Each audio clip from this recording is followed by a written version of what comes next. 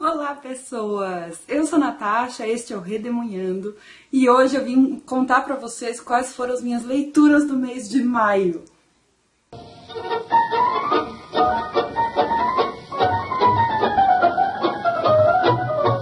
Vocês viram tanto de coisa, né?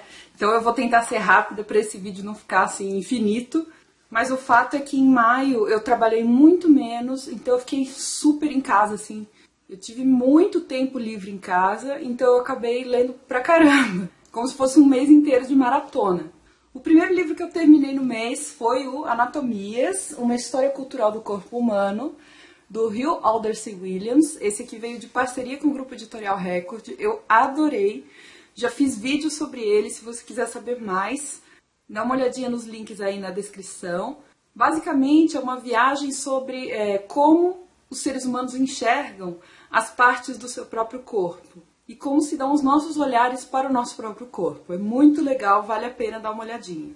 Em seguida, eu li um livro de crônicas muito legal, super levinho, chamado A Máquina de Caminhar, do Cristóvão Teza, da editora Record. Para isso eu acabei não fazendo vídeo, mas tem resenha lá no blog, link aí na descrição também. É um livro super rapidinho, cada crônica tem 1,5 páginas, porque são crônicas publicadas em jornal, então ele tinha um limite de palavras. São crônicas rápidas, dá para ler bem espaçado, assim, se você quiser ler uma, depois de uma semana ler outra, não tem problema nenhum. É um livro muito legal para se ter na estante. Depois eu li 2 livros que chegaram para mim de parceria com o autor. O Carlos Adriano Esteves me procurou no Facebook, na página do Redemunhando, e me ofereceu o livro dele, chama-se Exilado. E são 2 volumes. Esse aqui é o Exilado volume 1 e esse aqui é o Exilado volume 2. Aí ele me passou a sinopse, eu achei uma sinopse super doida. E, gente, deixa eu contar pra vocês. O livro é muito bacana, é super dinâmico, acontece muita coisa. Tem hora até que eu fiquei meio perdida pela quantidade de personagens, mas é uma trama bem intrincada. As peças do quebra-cabeça vão se encaixando, principalmente no segundo volume. No primeiro a gente ainda acompanha histórias paralelamente, mas eu acho que foi um livro que veio muito na hora certa pra mim. Eu tava querendo ler alguma coisa com aventura, sabe, sem ter que filosofar muito sobre aquilo. Eu queria ler um livro legal, que me desse vontade de ler. E o Exilado fez isso comigo. Tem resenha no blog, eu lancei ontem no blog. Vou deixar o link aí embaixo pra vocês. Mas basicamente é a história de um cara chamado Emiliano Ruas, que mora em São Paulo, tem um emprego comum, uma vida comum, e ele escreve um diário.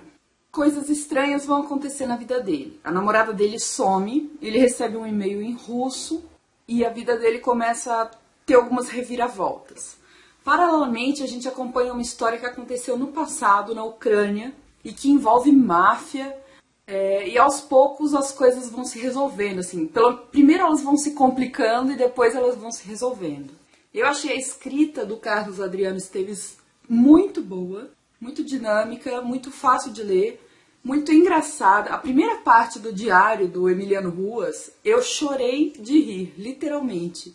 Eu não me lembro da última vez que um livro me fez chorar de rir. Esse fez.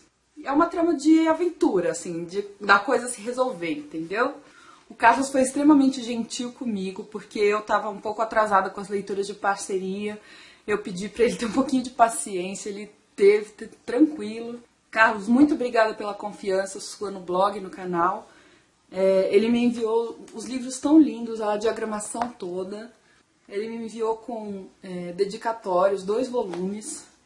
Obrigada mesmo, eu adorei a leitura e eu tô esperando o seu próximo livro, viu? Sei que você tá escrevendo. Depois do Exilado, eu li um livro em e-book chamado Quarto de Despejo. Eu vou fazer um vídeo só para esse livro, porque ele merece muito mais que só um vídeo. Quarto de Despejo, da autora Carolina Maria de Jesus. Foi escrito na década de 1950 e fala sobre o cotidiano da favela do ponto de vista da Carolina.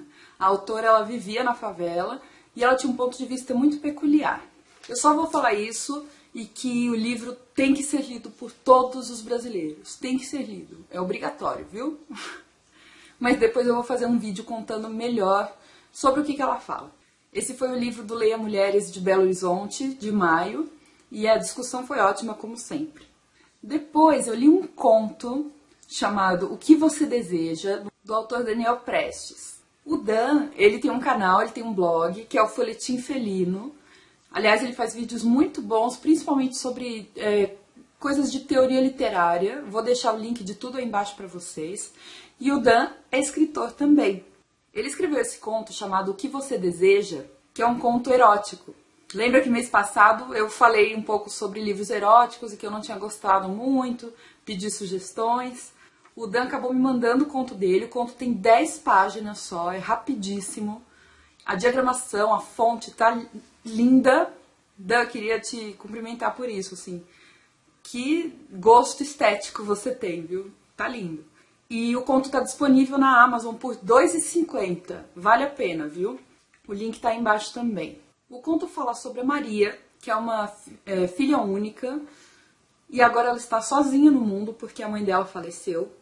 Ela volta para casa dela de infância para arrumar as coisas da mãe após a morte. As duas não tinham um relacionamento muito carinhoso ou íntimo entre si. E a mãe da Maria, chama-se Madalena, ela era uma pessoa mais recatada, mais conservadora.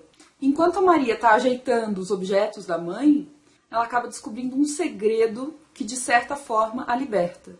Porque a própria Maria também tinha problemas com sexo, até ela descobrir esse segredo da mãe. Então, assim, em primeiro lugar, eu queria falar que esse conto me trouxe uma visão feminina do sexo muito, muito, muito mais verossímil do que as dos livros que eu li em abril. E o Dan é homem, né? Ele tem um estilo direto, mas é um estilo que ao mesmo tempo é delicado. E, na minha opinião, teve descrições na medida certa, assim, teve também uma mistura de drama, uma certa fantasia envolvendo todo o conto erótico. E tem aspectos de psicologia muito legais. Quem for psicólogo, psicanalista, assim, quiser dar uma olhadinha, eu acho que dá para explorar algumas coisas ali. Pela relação mãe e filha, né? Geralmente a relação filha e pai, ou filho e mãe, que a gente fala do complexo de Édipo, complexo de Electra, mas eu acho que nesse caso também se encaixa. Dan, eu queria falar pra você que eu adorei a simbologia dos nomes, né? Maria e Madalena. Então, assim, eu gostei do conto como um todo, já tô recomendando pra vocês. Vocês sabem que eu fui chata com os livros eróticos, e eu achei esse conto muito melhor do que os outros que eu li. O link pra comprar tá aí embaixo, tá? Depois do conto Que Você Deseja, eu li um livro para o grande desafio do Culto Booktuber, que era o desafio de ler um livro em outra língua.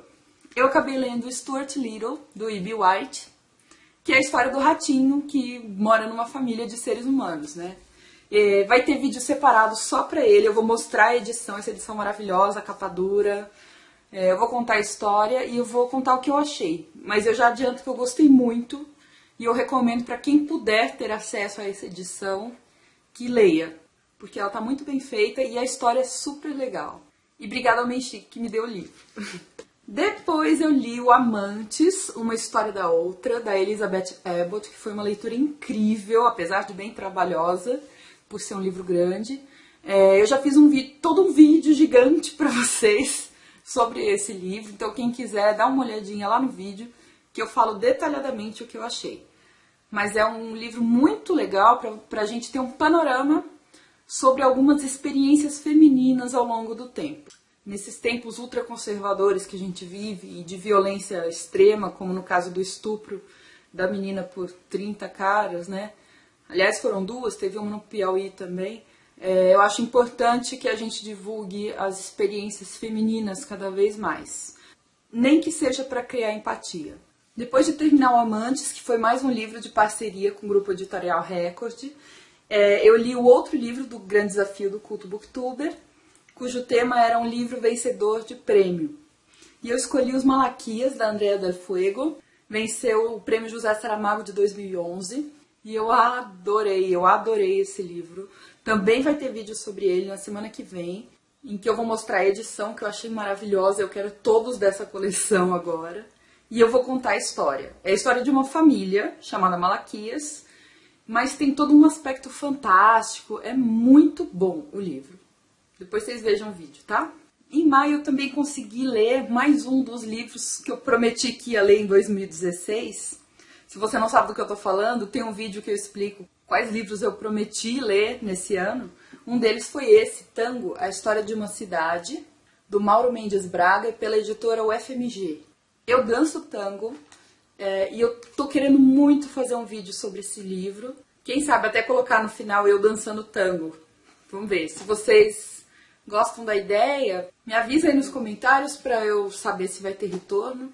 Mas eu fiz muitas marcações, ó, é um livro que fala sobre o tango canção, sobre a música tango, não exatamente sobre a dança. Mas é claro que acaba raspando, né, no tema da dança. E eu gostei muito desse livro, muito, muito, muito. Pretendo fazer um vídeo para ele se vocês quiserem. Eu gostaria de fazer um vídeo sobre ele. Depois eu li mais um livro de parceria com o Grupo Editorial Record. Na verdade, esse é do selo Galera Júnior. E é um livrão, grande no tamanho e grande no conteúdo, chamado Iacuba, do Thierry Dedier, com tradução de André Teles. Esse é um livro infantil e ele é todo ilustrado. As folhas são de papel reciclado. Dá uma olhada na lindeza desse livro. Gente, essas ilustrações do Thierry Dedier eu vou contar pra vocês. Esse livro conta a história de um garoto chamado Iacuba. Ele faz parte de uma vila no centro da África, o autor não especifica em qual país. E ele vai passar por um rito de passagem. Então ele tem um desafio, ele precisa provar para a tribo dele que ele é um guerreiro. Para isso ele tem que matar um leão. Mas alguma coisa vai acontecer ali no meio que vai deixá-lo num dilema que consiste em uma escolha. Então assim, ele pode escolher ser homem aos seus próprios olhos ou fingir uma coisa que ele não fez e ser aprovado pela sociedade, pela tribo. É um livro maravilhoso pela forma, vocês estão vendo, né, essas ilustrações incríveis, pelo conteúdo e por é uma lição, eu não gosto de falar lição, mas é um conteúdo reflexivo que ele traz. E é um livro que serve para criança também, ele é fácil de ler, a criança pode ler junto com você. Eu recomendo muito esse livro, é excelente. Fora que tem protagonista negro, um protagonista africano, que é diferente da nossa cultura, mas ao mesmo tempo é um tema universal, né? Vai sair resenha sobre ele no blog, então quem se interessar, só espera um pouquinho, curte a página do Redemoinhando lá no Facebook, que eu divulgo sempre que tem resenha nova, e vai ter desse livro também, Iacuba. Depois eu li mais um livro de parceria com o Grupo Editorial Record, foi incrível. Dessa vez foi o A Mãe Eterna, Morrer é um Direito, da Beth Milan. A Beth Milan é brasileira, esse livro é fininho, ele é pequeno. Fala sobre uma filha que cuida da mãe. A mãe tem 98 anos, ela já é meio debilitada física e mentalmente. E a filha se sente um pouco presa por essa condição de cuidadora. É um livro escrito em primeira pessoa. Olha só, eu vou ler o comecinho, como ela justifica por que o livro é escrito em primeira pessoa. Ela fala assim: não tenho mais como me abrir com minha mãe. Ela escuta pouco e quase não se interessa. Por causa da idade avançada, deixou de ser quem era. Para suportar a perda, escrevo a uma interlocutora imaginária, uma interlocutora tão capaz de um amor incondicional. A escrita é um recurso vital quando a palavra é impossível. E na falta do destinatário desejado, a gente inventa outro. A primeira frase que eu escrevi foi: se eu pudesse. Deixei na gaveta até que o texto se impôs, talvez para me salvar. Então esse texto é como se fosse uma salvação para essa moça que está se sentindo presa pelo fato de ter que cuidar da mãe, que está muito velha e já não responde com a mesma vitalidade a todas as coisas como antes. É um livro em capítulos bem curtinhos, a linguagem é bastante intimista, tem até um tom um pouco de diário, de confissão. Então, ao mesmo tempo, ela é objetiva e delicada. O que não significa que ela seja boazinha o tempo todo. A filha expõe tudo de ruim que ela acha que essa situação traz. Então, por exemplo, ela tem que lidar com a velhice, ela tem que lidar com a finitude. E mais do que com a finitude da sua mãe. Essa relação de mãe e filha é muito forte nesse livro. E como é que você lida com a perda da sua mãe, né? Ela lida com a inversão de papéis entre mãe e filha. O normal é que a mãe cuide da filha, e nesse caso a filha passa a cuidar da mãe. Lida com o luto, lida com a tristeza, lida com a impotência, com a teimosia da mãe, com cansaço. As duas ficam muito cansadas, né? Uma de ser vigiada o tempo todo e a outra de vigiar o tempo todo. Mas acima de tudo, o que a gente nota é um amor incondicional, assim, é um livro muito bonito. Eu não esperava que fosse tão tocante assim. Eu não marquei nada, porque eu queria marcar tudo. Então eu acho que quando eu for reler, eu vou reler tudo. É um livro facinho de reler, dá pra ler em um dia, gente. Então eu acabei não marcando nada, porque eu quero ler de novo esse livro quantas vezes precisar. É um livro muito bonito e muito duro ao mesmo tempo. Leiam, vale a pena. Vai ter resenha no blog em breve. Vou divulgar lá na página do Facebook do Redemunhando. O penúltimo que eu terminei de ler agora em maio foi a obra completa do Murilo Rubião, que é mais um livro que eu prometi para ler em 2016. Eu li junto com o Giovanni, do blog Metacrônica, e com a Carmen, do blog do canal O Que Vi do Mundo. Foi muito boa a leitura compartilhada. Cada conto que nos chamava a atenção, a gente ia lá e debatia com os outros. Na verdade, foi um livro que me incomodou muito. O Murilo Rubião, a obra dele é toda composta de contos. Esse é um livro com 33 contos e ele faz uma espécie de literatura fantástica. Então ele cria uma situação absurda, mas você tem que tratar ela como se fosse normal e a partir daí ele desenvolve o texto. Que são contos bem curtinhos também, dá pra ler intercalado. E teve alguns que eu gostei bastante, outros que eu não gostei. Mas de toda maneira eu fiquei perturbada com a leitura desses contos e eu não sei explicar direito por quê. Essa leitura foi muito boa para eu me conhecer melhor como leitora. O Edmar já tinha falado uma vez aí nos comentários e a Carmen reafirmou isso. E é verdade, eu sou uma pessoa que preza muito pela lógica, pelo racional. Eu quero que as coisas sejam racionais. Apesar de também gostar de algumas coisas não racionais. Mas nesse caso, não foram as situações absurdas em si que me incomodaram. E sim a falta de explicação para algumas coisinhas pequenas que eu achei que não se encaixavam ou não me satisfizeram como leitora. É difícil explicar, né, sem contar alguma coisa.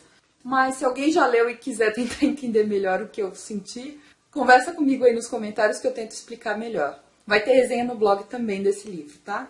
E o último que eu li esse mês foi A Banalidade da Corrupção, Uma Forma de Governar o Brasil, da Célia Regina Jardim Pinto, pela editora UFMG. Esse livro eu encontrei assim na sorte, eu nem sabia que ele existia. No Scooby ele não existia, eu cadastrei ele lá. E foi uma leitura excelente. 5 estrelas. Eu vou fazer vídeo pra vocês, porque eu acho que todo mundo tem que ler, pelo menos a introdução desse livro.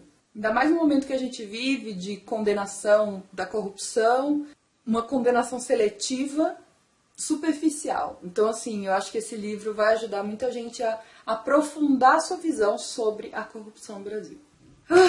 Foram essas todas as leituras do mês de maio. Gente, eu vou pedir, por favor, para vocês assistirem o vídeo de quinta, que é o vídeo de Book Haul. Nele eu vou dar alguns avisos sobre os próximos meses aqui no canal, que vai mudar um pouquinho a rotina. Mas nada demais, só para vocês ficarem por dentro. Muito obrigada por terem assistido até aqui. Deixe seus comentários, o que você já leu, o que você quer ler aí dos livros. E a gente se vê no próximo, tá bom? Até quinta. Tchau!